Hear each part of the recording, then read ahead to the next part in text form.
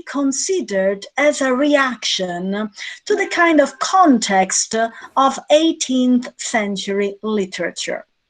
We know that the 18th century was characterized by the Enlightenment, by the use and abuse of rationalism. The mind, the brain, a human brain was considered as the most important element in any human being.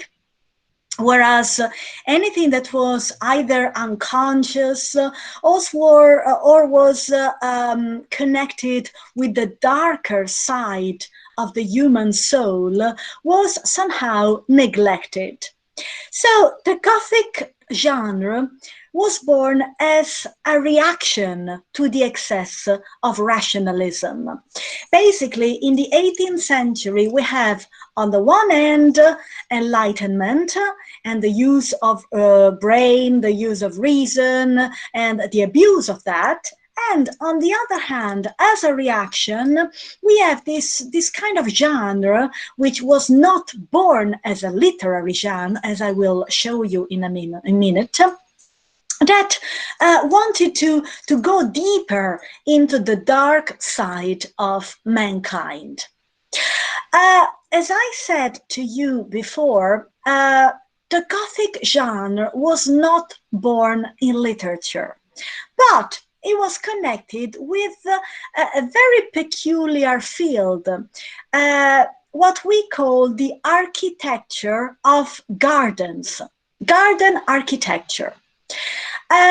We have to think that in the 18th century, there were two kinds of gardens. The so-called Italian garden, which you can see, for example, in Italy, in places such as La Reggia di Caserta, in Caserta, which is near Naples, or maybe another example that all of you know is Versailles in France, or Fontainebleau. The Italian garden was characterized by its rational perfection. Everything was in order, everything was tidy, everything was cut in geometrical ways. So it was somehow the expression of rationalism. Then there was the so-called English garden. We now think of an English garden as a perfectly manicured and trimmed lawn, but originally the term was not this. An English garden was connected with the idea of the grand tour. And the grand tour was the travel that the youngsters belonging to the upper classes used to do through France, Switzerland, and most of all, Italy. And when these people traveled, they were not simply tourists. They used to collect, even in a nasty way, I would say, they used to collect whatever they found on their path. For example, they used to go to Naples. They saw a piece of ruin that they liked. They used to take it and bring it home, which obviously now would be illegal, but they used to do that. So they went to Rome. There was a piece of the Colosseum that had crumbled down. They used to collect it and take it home. And all these pieces were put in gardens. And therefore, the English garden was characterized by the presence of ruins, of antiquities, of vegetation that was not manicured at all, was wild. Okay? So it was a wild garden. So it was considered a Gothic garden. So the term Gothic was born to identify the English garden that was not at all connected with the Italian perfect square garden. Then from the garden architecture, the term Gothic arrived into architecture per se. this period, in the 18th century, many castles were built. Castles that were inspired by medieval castles, but obviously they were not medieval. If you think, for example, of Horace Walpole, who is considered the first writer who cultivated the genre of Gothic, he created his own fake medieval castle, which was called Strawberry Hill. So you see, from garden architecture to architecture, and then this genre arrived into literature as an anti-classical literature. So it was a literature that delved into the deep and dark side of humanity. Now, if we have to think of the Gothic genre in literature, there is a philosopher that I am sure you all are familiar with, and I am talking about Edwin Burke, who wrote a very important essay that was taken by the writers of Gothic novel as their basis. And I am talking about the philosophical inquiry into the origin of our ideas and of the sublime and beautiful, which is a pamphlet that was published in 1757. Now, in this philosophical essay, Edmund Burke clarified what was considered beautiful and what was considered sublime, highlighting the fact that Gothic literature was associated with the sublime. But let's delve into the two subjects. Beautiful. He clarified that whatever is beautiful is small, is smooth, it has fair colors, and if you contemplate a beautiful object, it gives you a physical reaction, and this physical reaction is relaxation. So a beautiful object relaxes you when you look at it. Instead, whatever is sublime is dark, it's either enormous or is extremely tiny, so it is not proportionate, and basically it gave the onlooker an impression of tension and terror. Okay, and I'm going to read the comparison that Edmund Burke himself establishes between the sublime and the beautiful. I'm going to read it for you from the Philosophical Inquiry. On closing this general view of beauty, it naturally occurs that we should compare it with the sublime. And in this comparison, there appears a remarkable contrast. So there was a contrast between sublime and beautiful. For sublime objects are vast in their dimensions. Beautiful ones comparatively small. Beauty should be smooth and polished.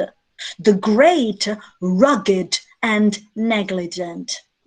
Beauty should shun the right line, so beauty is curvaceous, yet deviate from it insensibly. The great, in many cases, loves the right line, and when it deviates, it often makes a strong deviation. Beauty should be not obscure. The great ought to be dark and gloomy. Beauty should be light and delicate. The great ought to be solid and even massive. They are indeed ideas of a very different nature, one being founded on pain, so the sublime is founded on pain, the other on pleasure, because something beautiful is pleasurable. And the Gothic novel actually learned the lesson from Edwin Burke, the lesson of the sublime from Edwin Burke, and turned it into a novel. Now, the very, very first Gothic novel was The Castle of Otranto, written by Horace Walpole and published anonymously for the first time in 1764. Why was it published anonymously? Very easy. This was a groundbreaking kind of novel. Therefore, Horace Walpole was not sure whether it would be successful or not. Therefore, he pretended that he had found an old medieval manuscript and that he had simply adapted the English to contemporary English. The Gothic novel became extremely popular. The Castle of Otranto sold out immediately, and therefore, the following year, in 1765, Horace Walpole decided to publish again his novel, this time writing his name as the name of the author. So he revealed the fact that it was a fake medieval manuscript and that he himself was the real author. He also wrote a very, very interesting introduction in which he highlighted what a Gothic novel was. So, the second publication of The Castle of Otranto is important in itself because it gives you a definition of the Gothic novel. And it tells you that the Gothic novel mixes elements of the novel with elements of the romance. And that, as Horace Walpole himself wrote, quote, "Terror is the author's main engine." So it was a novel that aimed at stirring strong emotions like terror. The Gothic novel, at least the first type of Gothic novel, had a kind of setting and set characters. And I will explain it to you more. The setting is very interesting because every time any Gothic novel is not set in Britain. There is no Gothic novel per se in the first original phase of the Gothic novel that is set in Great Britain. And I will explain to you why. Britain is rationality. The Gothic novel delves into what is irrational, what is obscure, what gives you terror. And therefore, the first Gothic novels were set in the places that somehow, for different reasons, terrified the British. First of all, Italy and Spain. Italy and Spain because they were Catholic countries. And we all know that from Henry VIII and the Act of Supremacy, 1534, whatever is Catholic, whatever was considered popish, this is the adjective that the Brits used to use, was regarded as dangerous, as a threat to the nation, and therefore the Castle of Otranto is set in Otranto, which is in the south of Italy. Or if you think, for example, of Matthew Gregory Lewis' The Monk, which is another very popular Gothic novel, it is set in Spain. So the two Catholic countries. There is also another setting typical of the Gothic novel, and this setting is the so-called, and I am using the expression with inverted quotes, the so-called Orient, okay? By Orient, since Edward Said, obviously, we mean everything that is not associated with the West. Everything that somehow attracts, but at the same time repels, because it scares, okay, the onlooker. India, for example, was considered as a very disturbing place for the British. We all know that British colonialism started not with Queen Victoria, but with Queen Elizabeth, when she began the East Company, the colonialist company. And therefore, India was considered as a place to conquer, but at the same time a very dangerous place, because people did not know the environment, they did not know the people, and there was a very important historical episode of the British conquest of India that terrified the British, and I am sure you're all familiar with that. I am talking about the so-called Black Hole of Calcutta. 1757. In the Black Hole of Calcutta, a Nawab attacked Fort Williams, which was the place where the East Company was, the commercial company was set. They attacked Fort Williams, and the 146 British people that were in the fort were locked in a very, very tiny room with no window. They were locked overnight there, and the following day only 23 people were still alive.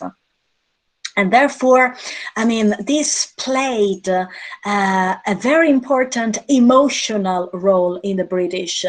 And this is the reason why some Gothic novels are set in a place which we don't know very well whether it's India, it's Saudi Arabia, but it's the Orient.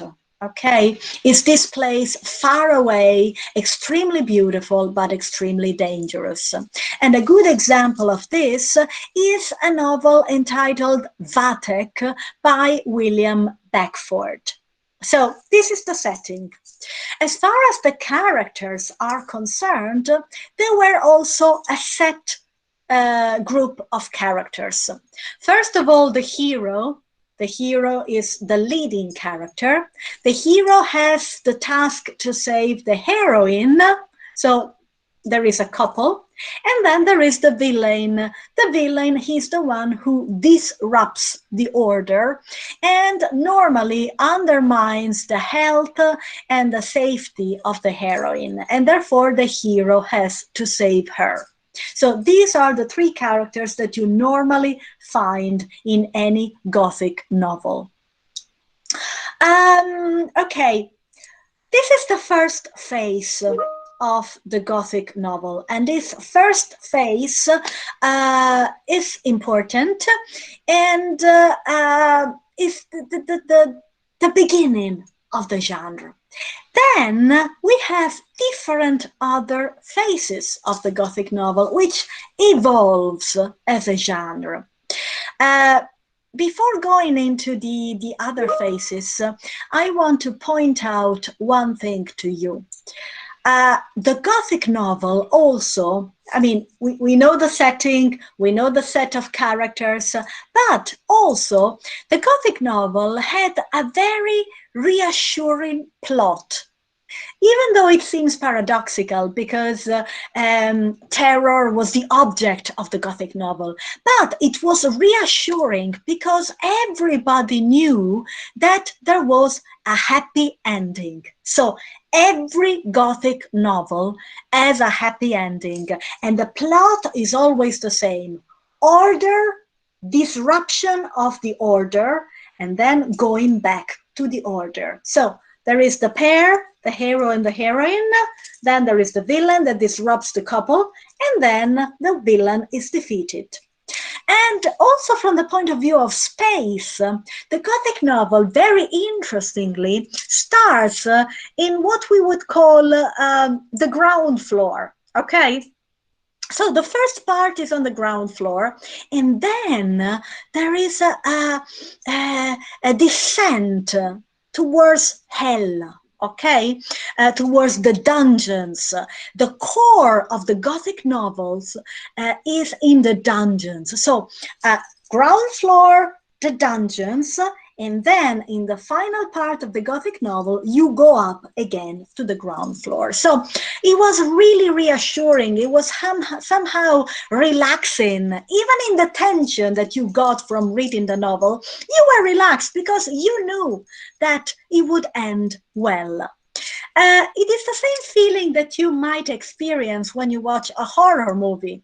You know that it's fake, so in a way you are thrilled, but you are relaxed because it's fake. And you know that most horror movies end with a positive ending, or you know you have the awareness that everything is fake, and somehow you project your own fears onto the plot, and therefore it has a cathartic function.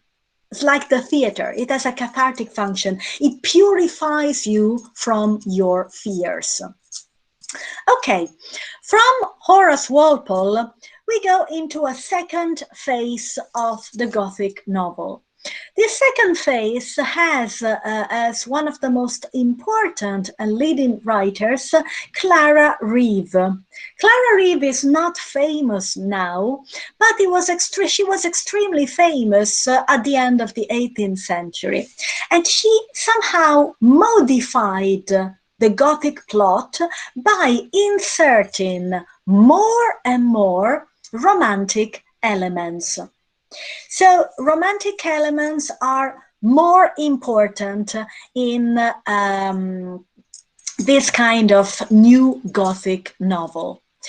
And the third phase is a phase that somehow anticipates detective stories and spy fiction. And the most important writer that cultivated this third phase of the Gothic novel is Anne Radcliffe.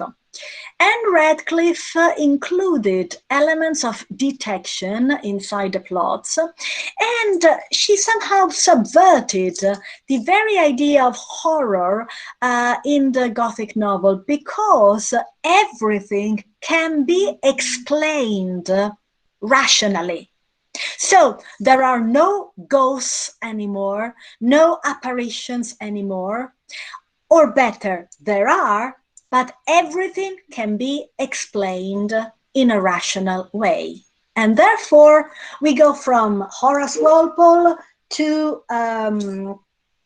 Anne Radcliffe, going from the completely irrational story to a very rational story that anticipates Conan Doyle and Sherlock Holmes, because she inserts the figure of the detective inside the plot.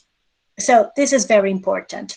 So these are the three phases of the Gothic novel. Let's see how Mary Shelley inserts into this.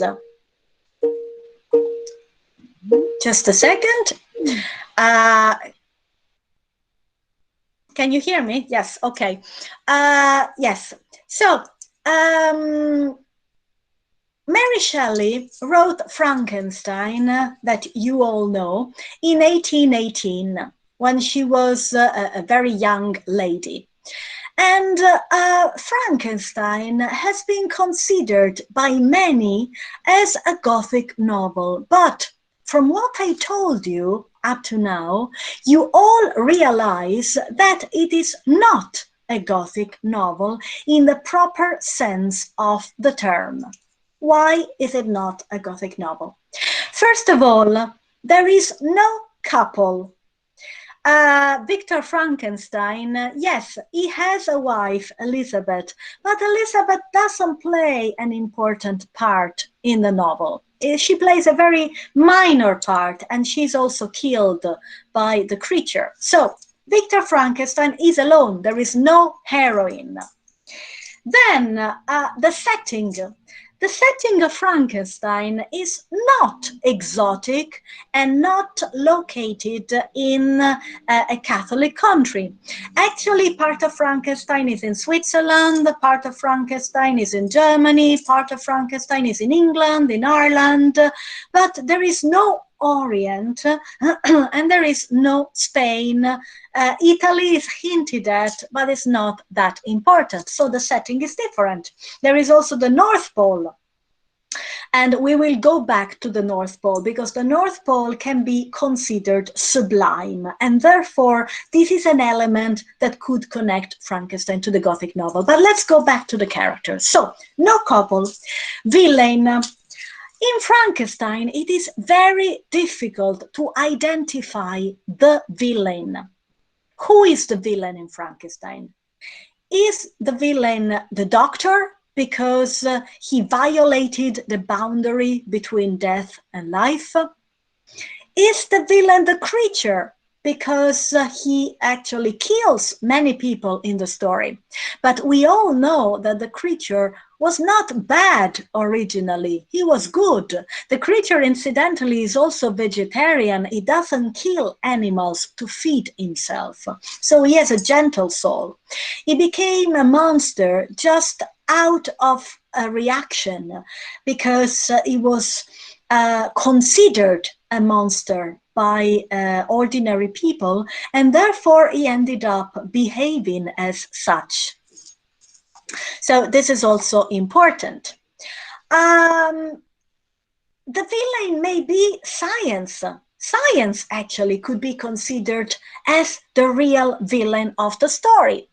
A science that doesn't take into account any form of supernatural power, any form of God. Science actually wants to replace God. So science could be considered the villain of the story.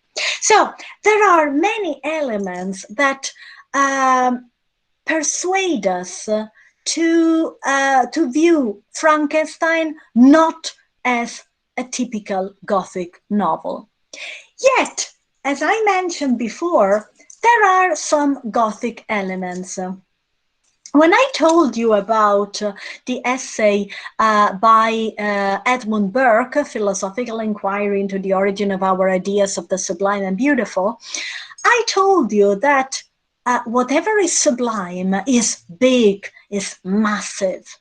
If you think of the creature itself, the creature is enormous. He exceeds normal proportions. He is very tall, is more powerful than any other human being, and is extremely supple also. He exceeds what is normal. Also, the North Pole may be regarded as a sublime environment because it has this development, this horizontal development. And as I explained to you before, the horizontal development, the horizontal line, the never-ending horizontal line is connected with the idea of the sublime. So in this way, Frankenstein could be considered as a Gothic novel. But Frankenstein is a text that is very much articulated also from the point of view of architecture, much more than any Gothic novel.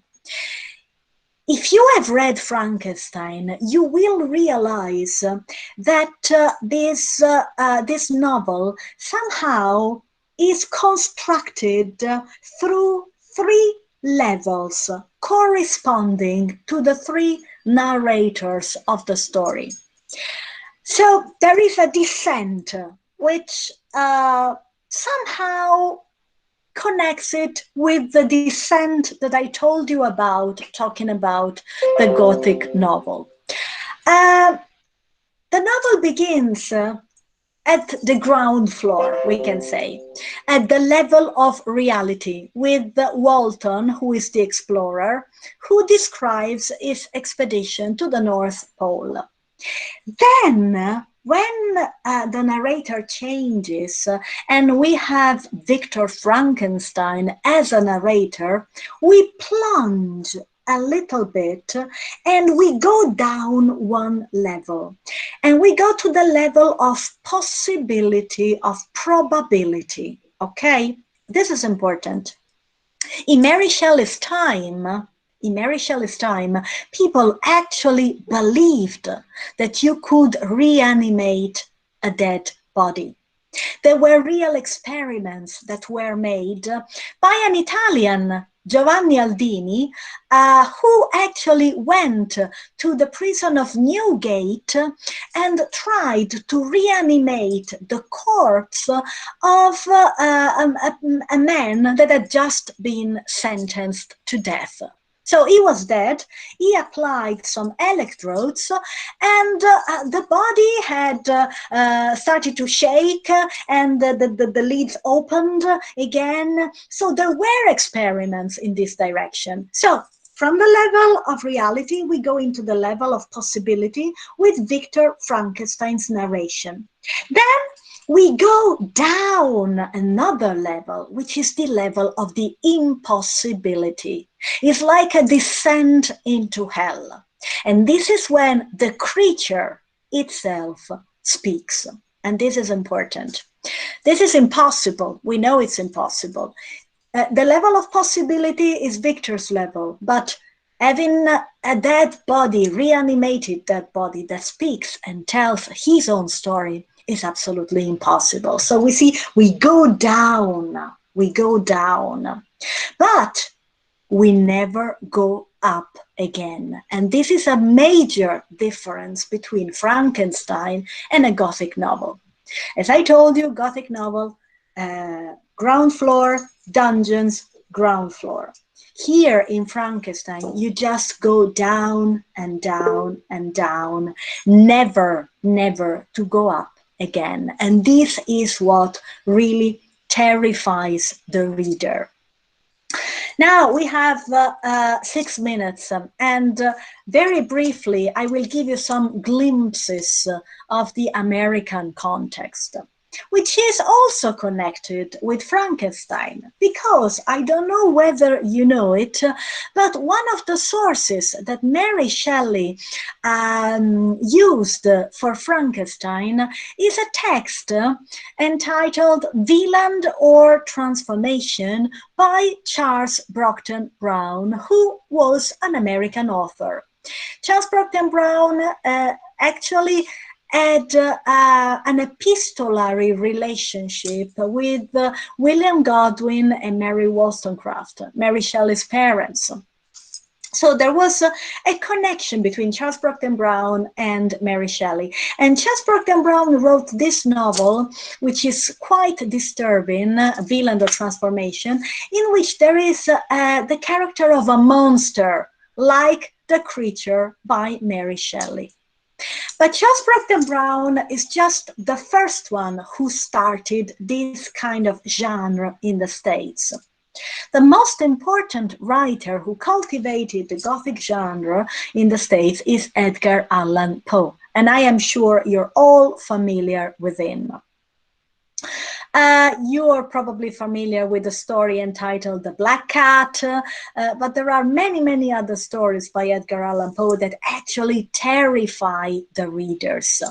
But Edgar Allan Poe changed additionally the Gothic novel, and he did it in such a way as to make the source of terror not outside but inside the person. I will explain it to you better. In a Gothic novel, normally the enemy is outside. Mate, a ghost, an apparition, a villain is outside, and you have to fight something scary that is outside of you. When we read Edgar Allan Poe, actually, we don't see reality for what it is, but we see reality through the eyes of the narrator. And the narrator is most of the times the person who has mental problems. For example, take the Black Cat. The Black Cat is actually a projection of the narrator's mind. He is the one who tells us that the cat is persecuting him. Take, for example, Morella, another important story by Edgar Allan Poe. In Morella, I will summarize it very briefly. There is a woman who dies giving birth to a child, and the narrator tells us that the more this child grows, the more she looks like her mother. And when he finally decides to give her a name, he calls her Morella, and she dies. Okay, and when they bury her, they want to bury this child together with their mother, they find that the coffin where her mother was supposed to be was empty. Now, we are induced to believe that Morella the mother and Morella the daughter were the same person, and that the second was somehow a reincarnation of the first. But this is not the truth. We know only what the narrator tells us, only what the narrator wants us to believe.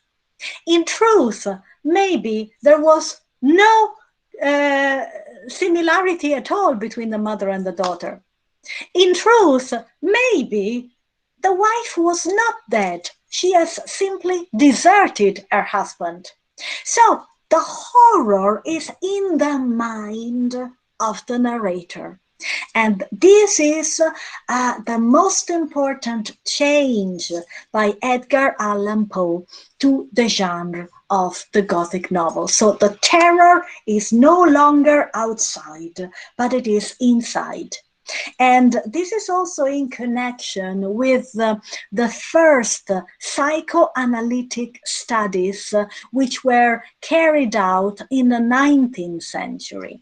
So in comparison to the first part of the Gothic, the one of Horace Walpole, 18th century, in the 19th century we have the development of psychology, the first glimpses of psychoanalysis, and therefore authors start to pay a greater attention to the psyche, to the inner part of the characters.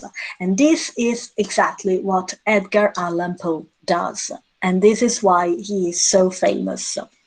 Another example, The Raven, a poem that everybody knows.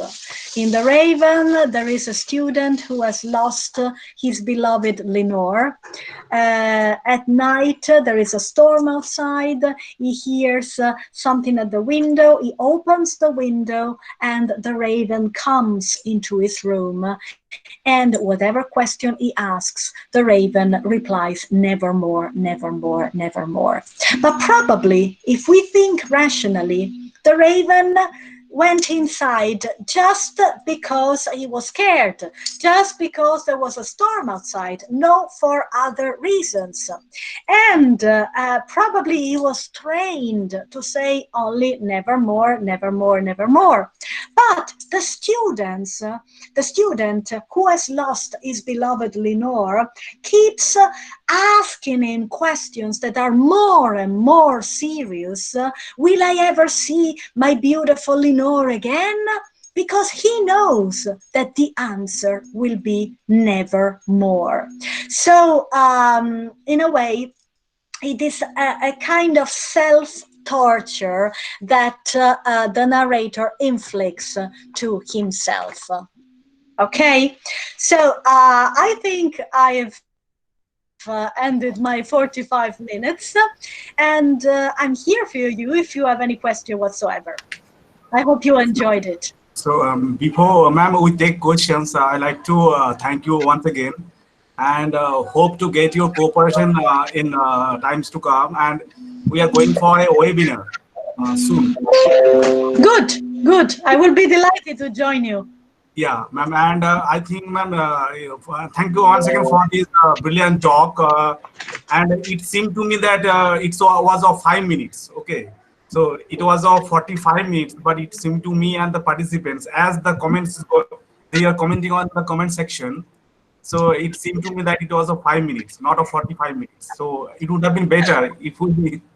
Thank you so Okay, ma'am. much. So we will invite questions from the participants, and I would request them to introduce themselves before they ask question. So, Yeah, yeah, madam. Can you hear me? yeah, Yes, yes. Hello. Hello, yes, I can hear you now. Yeah, ma'am. I'm Arnold Chakraborty. Um, Ma'am, I have a tiny question. My question is, can we call Stephen King's novels like Doctor Sleep or Shining Gothic novels? Sorry, I couldn't hear you. Ma'am, can you hear me now? Yes, but I don't hear you very well. It's not very clear. Ma'am, am I audible now? Yes, yes. Yeah, ma'am. My question is that can we call Stephen King's novels like Shining and Doctor Sleep Gothic novels? They have some elements of Gothic. Stephen King, for example, drew very much from the Gothic novel. If you think, for example, of Shining, okay? Yeah, ma'am. Yeah.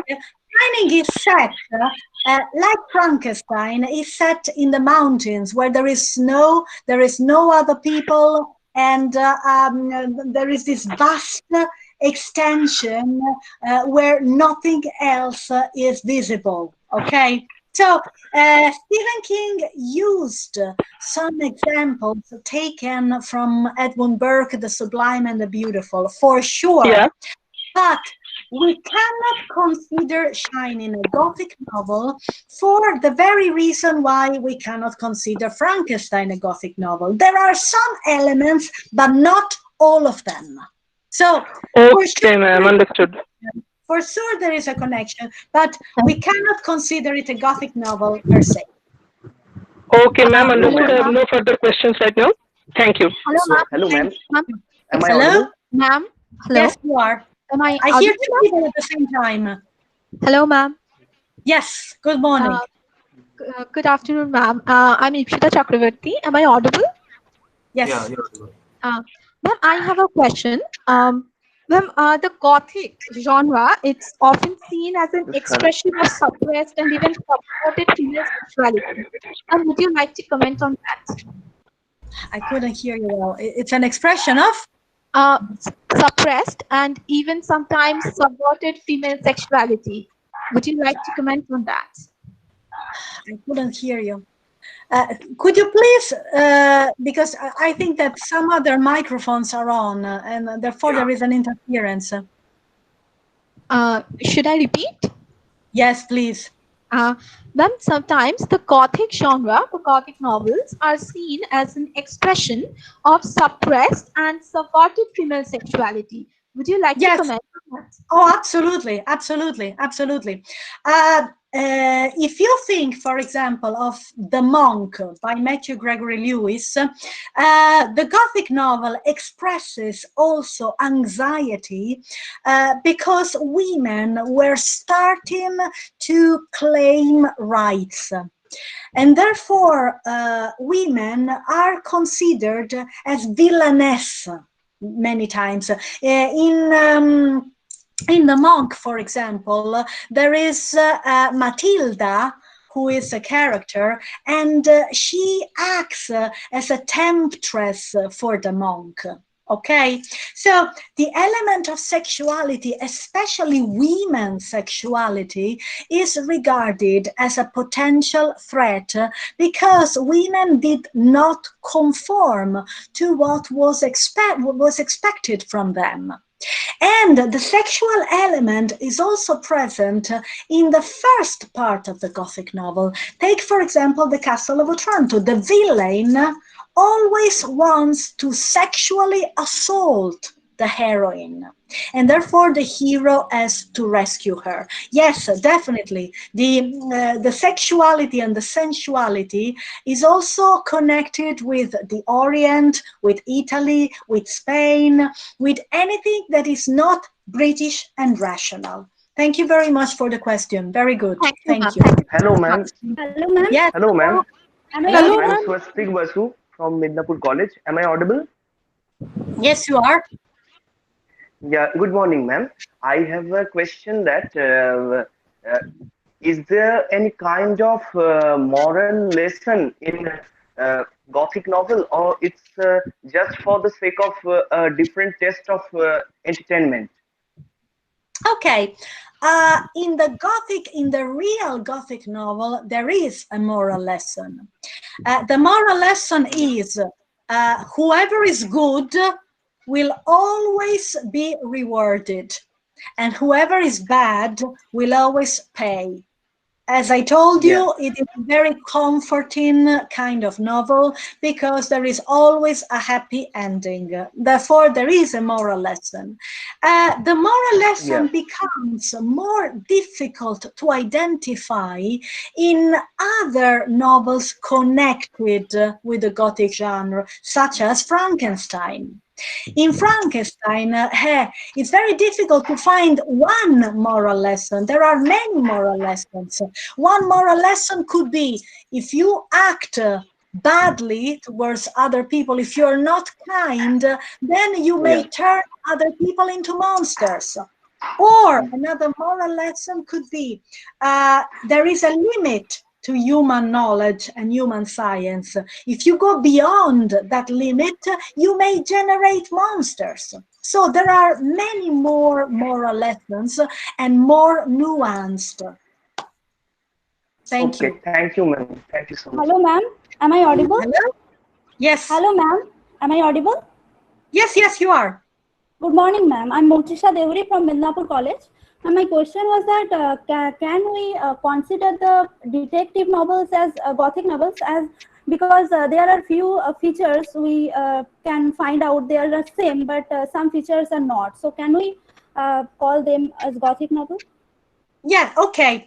As I mentioned, the Gothic novel goes through three phases. The first one, then the so-called romantic one, and then the detective one with Anne Radcliffe. Anne Radcliffe modifies the Gothic novel and somehow projects it towards detective fiction. For sure, Conan Doyle had Anne Radcliffe in his mind when he started writing, but he also had Edgar Allan Poe in his mind, because also Edgar Allan Poe wrote two short stories, The Murders of the Rue Morgue and The Purloined Letter, which are actually detective fictions. So there is a rational explanation for what apparently is a mystery. So yes, there is a strong connection. We could say that the detective fiction is the grandchild of the Gothic. Oh, ma'am. Thank you, Thank ma'am. you. Thank you. Thank you. Ma'am, I am Payal Banerjee from Burdwan University. Am I audible? Yes, you are. Yes. Ma'am, you were telling us that in Frankenstein there is no prominent villain, but there is one, which is science. Now, this science is an inanimate object, so is it the human application of science which can be considered as a villain, or is it science itself?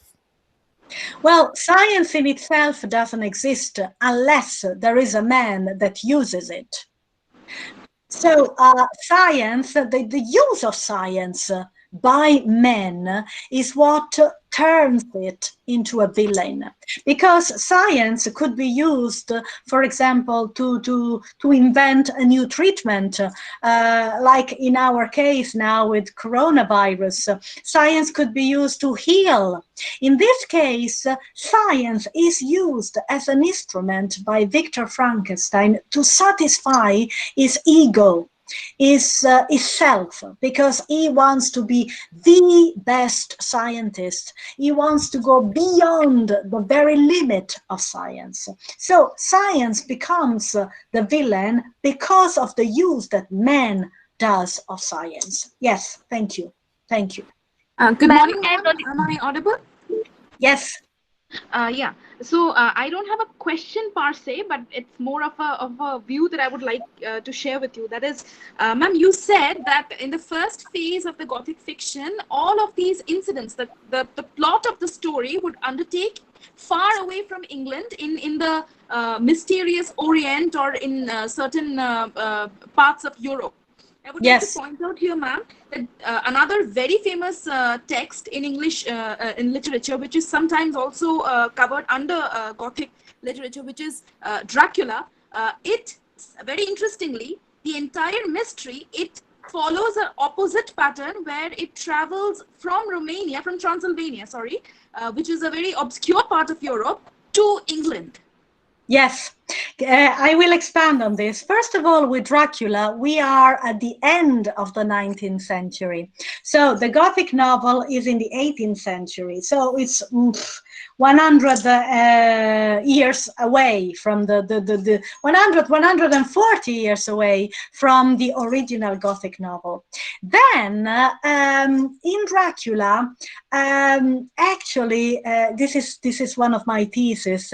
Actually, Bram Stoker wanted to project his feelings towards the British colonizers of Ireland, because the other, in this case, the other somehow is like the British who are drawing blood from the Irish.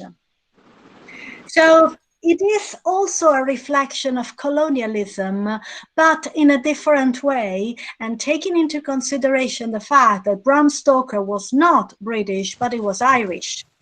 So it's different, okay, but very, very pertinent, because Dracula is also connected with the Gothic novel, and he's also connected with the anxieties on sexuality that we were talking about beforehand. Take, for example, the female vampires or Lucy Westenra. What they do actually is penetrating the neck of men. Okay, so somehow they are inverting what is natural, that is the penetration on the part of the man to a woman. So women are penetrating men, and they also pervert the very idea of womanhood, because the female vampires, instead of giving birth to children, they drink children's blood. So they kill children. So there are a lot of anxieties that are projected onto this novel. Very interesting. Thank you. Thank you, ma'am. Yes, ma'am. I have one question. Hello, ma'am. Hello. Yes. Yes. Yes, ma'am. Are there any literary subgenres of Gothic fiction? Sorry? Are there any literary subgenres of Gothic fiction? Any literary? Literary. Sorry, I couldn't get it. Ma'am, are there any literary subgenres of Gothic fiction? Could you please type it on the chat, because there is an echo. I can't really hear you. Hello, ma'am. Yes? Ma'am, my question is that in the very beginning you said about the background of the Gothic fiction and how the politics was played about regarding choosing the setup. And you said that they used to choose the Oriental countries. And my question is that how this Oriental setup reflects the imperial politics of England of its time. And my second question is that how the state reacted to it immediately and after later on. Could you please elaborate on this, please? Yes, definitely. Okay. as I told you, this is the period when actually the British Empire started, even though it was not considered as an empire, because the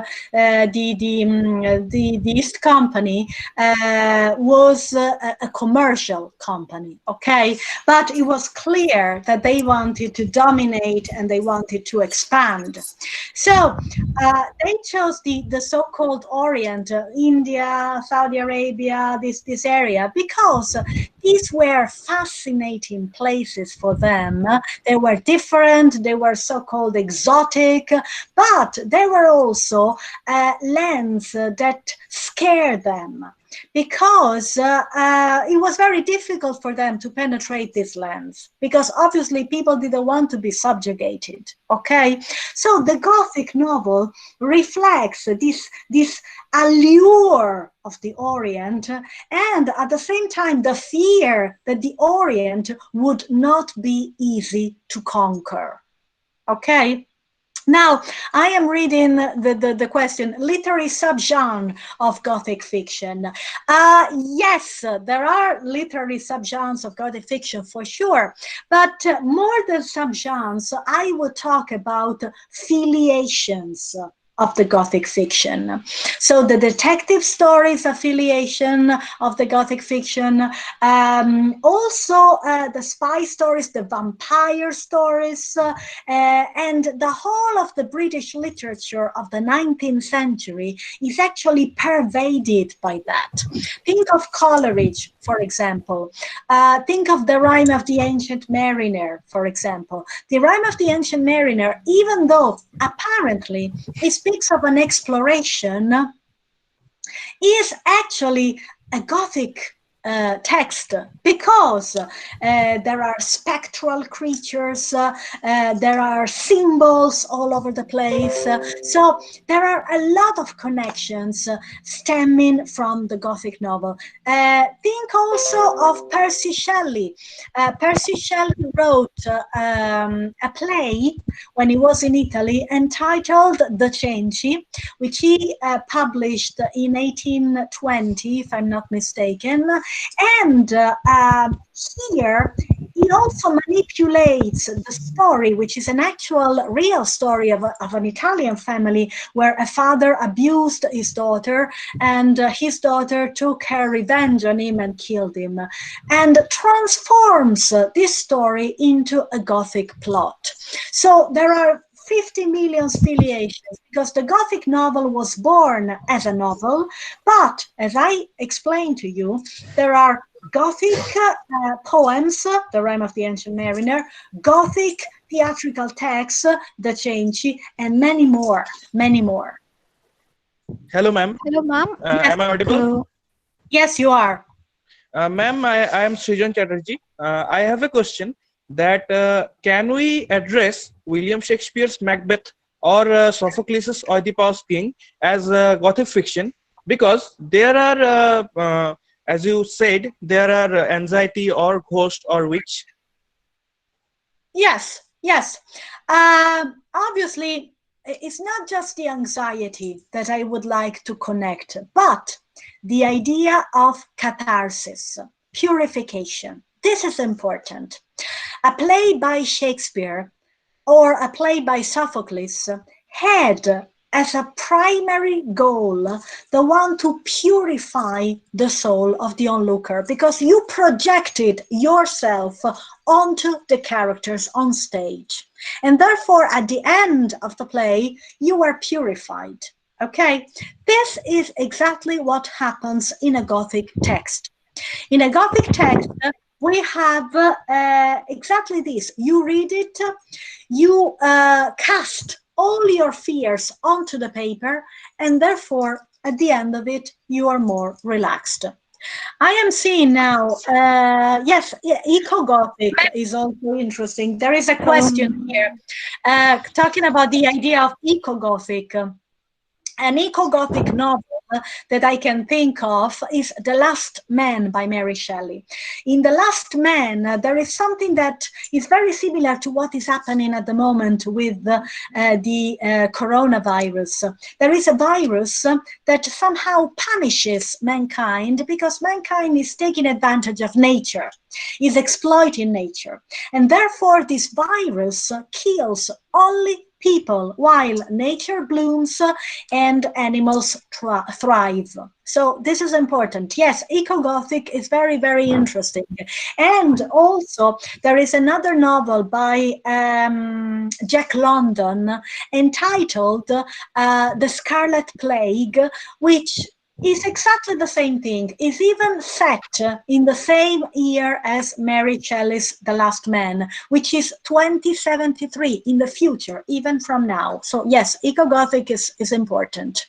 Hello, ma'am. And yes, yes. Am I audible? Yes, you are. Ma'am, would you consider novels like fantasy novels like Harry Potter as a modern day development or the postmodern version of Gothic fiction? Okay. In the cathartic way, yes, for sure. And J.K. Rowling is a very knowledgeable lady, and she's very cultured. And the novels are all replenished, full of quotations. There are quotations from British and American literature all over the place. Okay. Oh, yes, for sure. And actually, these novels help readers also to cast out their fears, and therefore they have a constructive meaning. Yes, for sure. This is the connection. Thank you so very much. Ma'am, I'm Can Nandini from Barcelona. you enlighten something? Hello. Wait. Okay. One at a time, please. Hello, ma'am.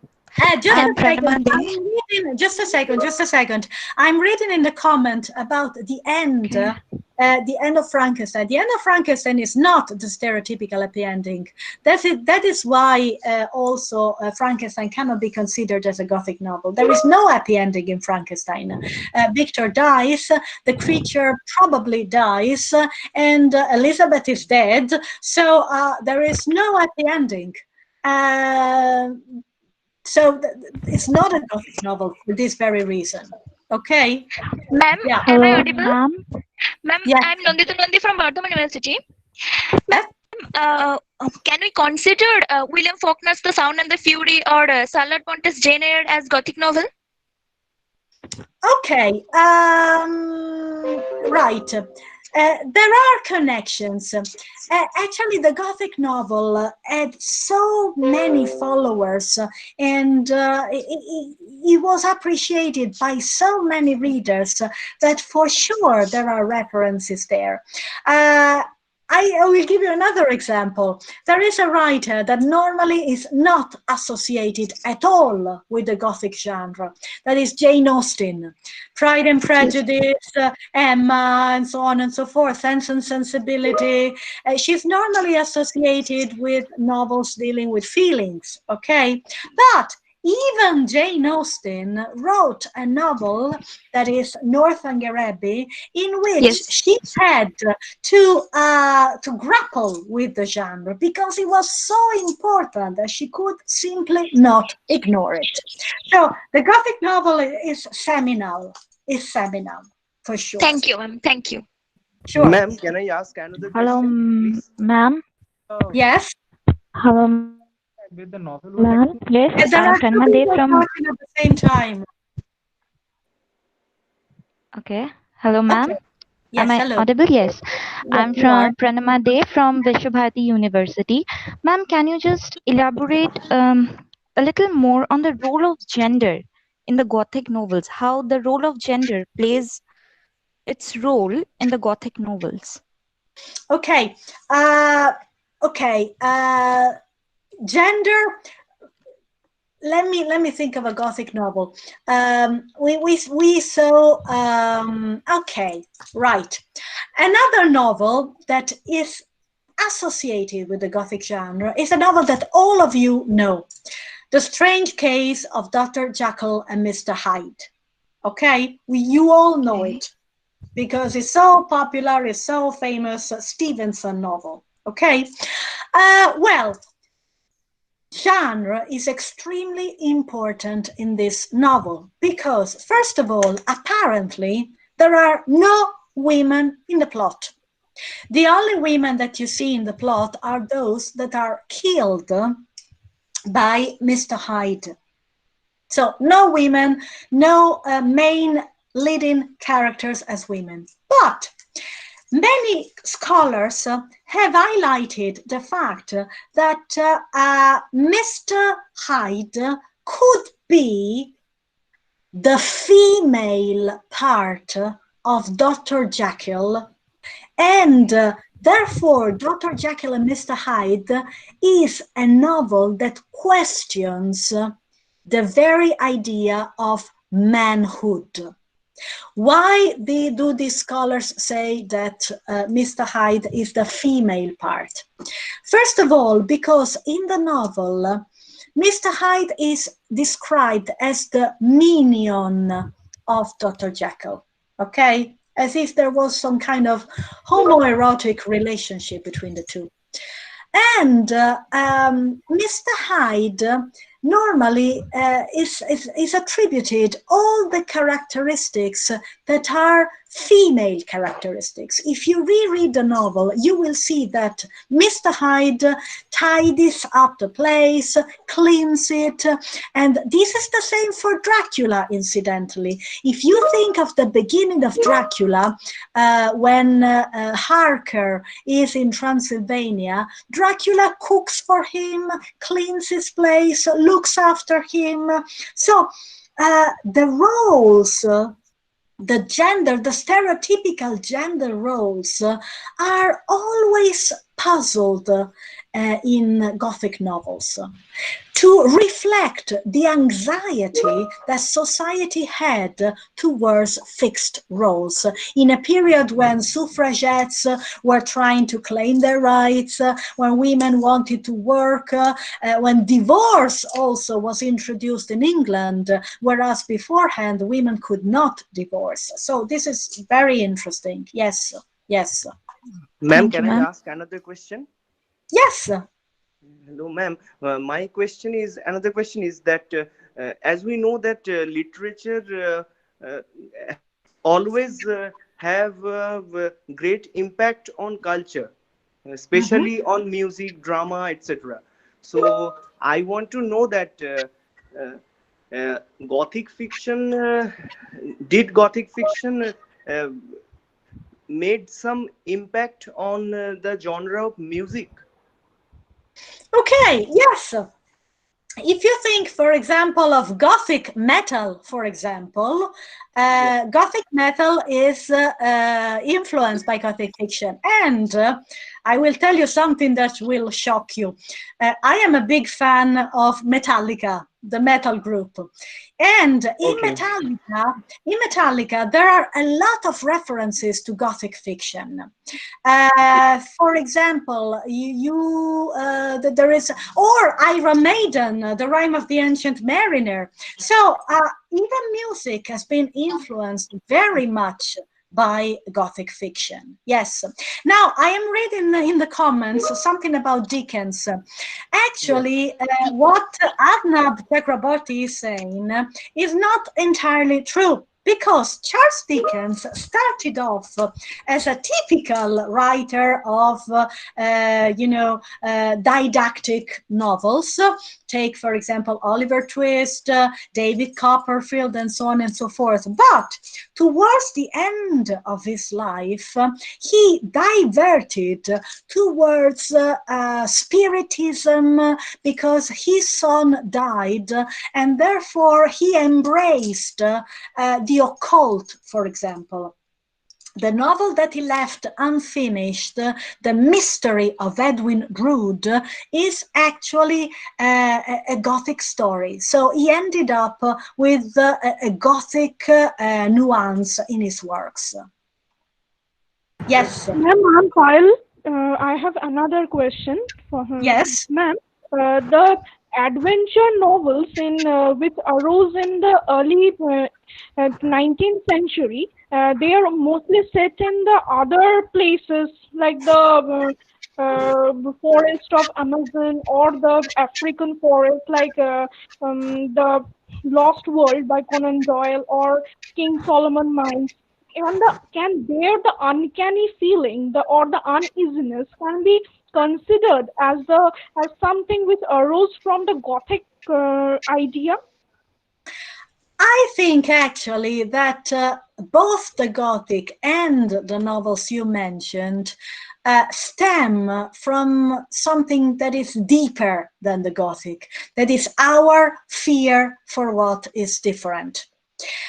So the Gothic genre incorporated this idea, and also the novels you mentioned incorporated this idea, but the core is the fact that whatever is different attracts us, but at the same time we feel scared because we don't know it, which is something pretty normal, pretty natural, but it's also something that we have to overcome. Okay, because the fear of the other is something that also creates problems among nations. It creates wars. It creates a lot of trouble. But it's inborn in our mind. Okay. Okay, but is it coming from the Gothic or something Gothic? Because coming from the novel. I think no, it is a connection with the novel, the Gothic novel, but actually it stems from the fact that we are afraid of what we don't know. Oh yes, yes. Thank you, ma'am. Thank you. Hello. So Yes? I'd like to ask that since a person asked that how Gothic genre and the Gothic elements have Can you just on. wait? Can you just wait because they're ringing the bell? Just a second. Just a second. Just a second.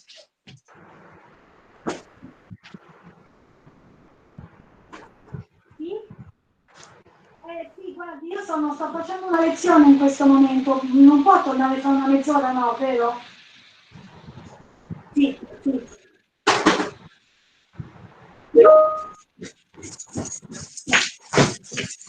Sorry, here I am. Okay, tell me. Yeah, right. So the way a person said that Gothic genre has also went on to get diverged into music and other literary forms. So Yes. in current times, there is a new narrative of video games and online games which have come up and are now being started to taken seriously. So there are video games which are set in the medieval era, or in the olden days of pagan era or something, such as the Elder Scrolls Skyrim, which incorporates a lot of elements of the dragon fighting dragons and having powers. So can these games be also be said that they are taken from some Gothic trends, because there are huge castles, there are dungeons, and you have to fight unseen enemies. Yes, so for how much sure. can you say? How much can you say that a Gothic genre has potential in developing video games as a Gothic game? Oh, a lot of potential, actually. Yes, if you think of video games, there is always a hero, there is always a villain, and as you mentioned, the setting is either medieval or exotic. So yes, a lot of potential. Yeah, definitely. Definitely. Thank you. Ma'am, I'm Nogita. I have another question. That is, yes. In the beginning of your lecture, you have mentioned various features of Gothic novel, and among them, you have mentioned the happy ending. Yes. But in the case of Wuthering Heights, there is a happy ending, but that is in the first. That is not in the first generation, but that is in the second generation. So, what is the view on that? Okay, Wuthering Heights is not a Gothic novel. There are some Gothic elements, but it's not a Gothic novel. But if you consider the novel from the point of view of the break, the order, the rupture of the order, and going back to order, Wuthering Heights is exactly this. Because At the beginning, there are the two different mansions, Wuthering Heights, Truscross Grange, and everything is in order. Then there is the catastrophe, and Heathcliff takes advantage of everything, and he becomes really powerful, and he is like a villain, is like a Gothic villain. But then, in the end, Cathy, who is Catherine's daughter, restores the order. So in this way, it is a Gothic novel. Gothic are also the scenarios, the landscape. The landscape is Gothic. Also in this case, there is a lot of snow, like Frankenstein, like Shining, we mentioned before. So there are Gothic elements, there are ghosts, but the ghosts are the ghosts of the mind, like in Edgar Allan Poe, because the ghost that you can see is the dream that Lockwood has when he is hosted by Heathcliff. So there are a lot of Gothic elements, but it is not a Gothic novel, okay? Thank you, ma'am. Thank you, ma'am. Sure, sure. Hello, ma'am. Ma'am. Hello, ma'am. Hello? Hello, ma'am.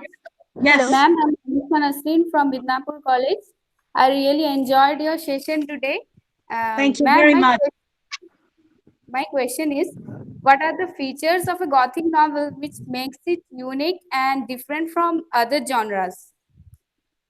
Well, I mentioned before that I think that what makes a Gothic novel really unique is the fact that by using Edwin Burke's category of the sublime, they create a physical reaction into the reader. So the reaction of tension that beforehand we did not have in any novel. And the fact that there is a mixture between novel and romance, because there are some elements of reality and some elements of fiction going into the other world, all right? So these are the unique, very unique features of a Gothic novel. Okay, ma'am. Hello. Ma'am, can you illustrate something more on Eco-Gothic? More on? Eco-Gothic. Sorry, I didn't get it. Eco-Gothic. Eco-Gothic, okay, yes. Okay, in Eco-Gothic, we have the paradox that the villain is what you may think is the hero. Take, for example, The Last Man. I very much like this novel, and I advise you to read it, especially in this period. In this period, we have a pandemic, and we believe that the enemy is the virus. But who created the conditions for the virus to be so vicious? Men. Think, for example, of Italy. The situation in the north of Italy is more critical than in the south because in the north there are more factories and more pollution. So we are our own enemy. So we are both the hero that wants to survive and the enemy, because we have been the enemy of ourselves by creating the conditions for the virus to be so lethal. Okay, so in Eco-Gothic, it's very interesting because we see the merge of the two figures that normally are separated. Okay. So we should say end the session here, conclude the session here with this question. Hello. Hello, ma'am. Hello. So, ma'am, shall we continue or shall we conclude the session? I have only one question, just one question. Just one question. Sorry. Okay. Yeah, sorry. Okay. Yes. Last question. Ma'am, does Eco-Gothic challenge the idea of human centrality and thereby upholding the idea of post-humanism? Yes, absolutely, absolutely. Because what we see, the monstrous nature. Yeah. We have to develop. We have to develop a new idea of interconnectedness with nature. Yes, so yes, yes. we don't rule the world. Ma'am, We are then part of the world. then And we have to revenge. develop, yes, we have to develop a solidarity, first of all, within our own species, because men are not friends with one another. And we have to develop solidarity with nature, with plants, with animals. We have to rediscover this. And this is the great lesson that we have to learn from the crisis that we are facing at the moment. And I am confident that literature will also help us to develop strategies of survival. Ma'am, what Donna Haraway calls it the multi-species relationalities, I think. Yes, absolutely. Absolutely. Thank you very much. Then revenge is an important motive in eco-Gothic fiction. Revenge, nature taking revenge upon human. It's not taking, I wouldn't say that it's taking revenge, because nature is not against men. Okay? It's simply trying to go back to the role that nature should have. Nature should be our mother and our friend. So she's not our enemy. We have been her enemy. Okay. The novel you referred to by Jack London is, I think it is the Scarlet Plague. Yes, the Scarlet Plague. Yes, yes, absolutely. Okay, yes. ma'am. Thank you. Thank you so much. Thank you, ma'am. Though I said that we would take 3 or 4 questions, but you have a lot of questions. So all the participants, they have enjoyed. It means that it stirred interest, so I'm really happy. Thank you so much. So, ma'am, I like to know from you, how are you? In Italy, we all know that the situation was not good. So, well, in India also, actually, starting from today, the lockdown is over, but not because the situation is less critical, because the situation continues to be very serious, but because if we continue to be closed, then the economic crisis will be very difficult to overcome. So everything is going back to normal, the activities are starting back, but we are being extremely careful, and we will continue to be. But we have to live with the virus now, because we know that at the moment we cannot defeat it. Thank you, ma'am, once again. So we will conclude the session with a vote of thanks. So I request Susmita Chatterjee, the student of our college, to give vote of thanks to ma'am. Susmita? Yes, sir. Am I audible? Yeah. Hello, ma'am. Good morning. Hello. Good morning. Yes, am I audible to you? Yes, you are. Yes, I'm Shushmita Chatterjee, students of MIDNAPORE College. So I would like to express my gratitude for such vibrant presentation. I am blessed to attend your class and it was flawless. You are amazing and your voice is so sonorous. Thank you, ma'am. Yes, ma'am. After such a vivacious articulation, we are indeed exposed to many creative and unknown ideas and facts. Thanks a lot. Thank you. Secondly, I would like to thank our principal, Dr. Gopal Chandra Bera, for giving the permission to arrange such lecture series, and also Tanmoy sir for making this lockdown period so productive. And last but not the least, thanks to all the participants across states and beyond to attend this lecture series. Thanks a lot again. Thank you. Thank you. Thank you so much. It's been an absolute pleasure. Okay. Thank you, ma'am. Thank you. So we'll Thank you, ma'am. This lecture session was just amazing. It was just amazing. I cannot even describe how good it was. I just loved it. I'm so happy. I'm going to take some pictures of the comments because they're so nice. I will send you. Sure. Yes, please. Okay. Thank you so much. Ma'am. Yes. Yes. Ma'am, can you please share your email ID with us? We Absolutely. I will type it.